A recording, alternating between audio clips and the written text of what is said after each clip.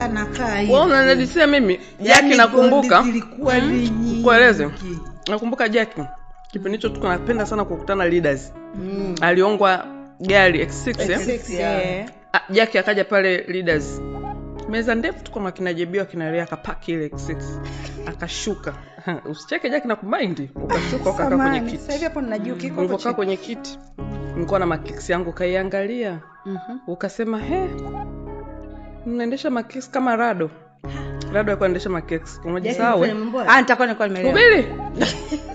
Afu baadaye akasema jamani, hivyo tu bado anaendeshaga makiksi. Alisema hivi. Alisema hivyo, kaingia na X6.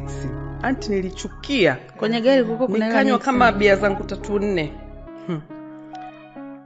Nikasema sawa, hamna shida. Mimi naomba huo mlango wa Leaders ufungwe.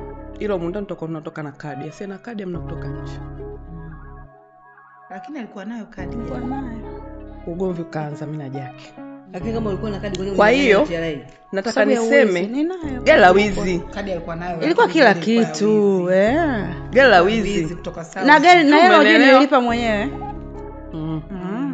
Kwa hiyo kipindi kile yani hiyo story for another day. Na nazungumzia jinsi ambavyo watu walikuwa na uwezo wa kukupa vitu afu hawazi. Kwa vitu vilikuwa vishtui. Havishtui. Mimi niliamka tu asubuhi nikamwambia mwanaume I'm pregnant. Nikavalishwa zabu za milioni 40. Hapo. Yaani hamna story kwamba asante. Sijamzaa wewe mtoto. Hata hajahakikisha. Hakuna mtoto akatoka. Bahati mbaya. Na alimtoa mwenyewe si ndio alikupiga. Bahati mbaya alinipiga. Ila tulipigwa sana. Nilikuwa na hongo lakini nilikuwa na mkongoto. Afu yule mtu kuna siku nikamuuliza kwa nini unamfanyia hivyo?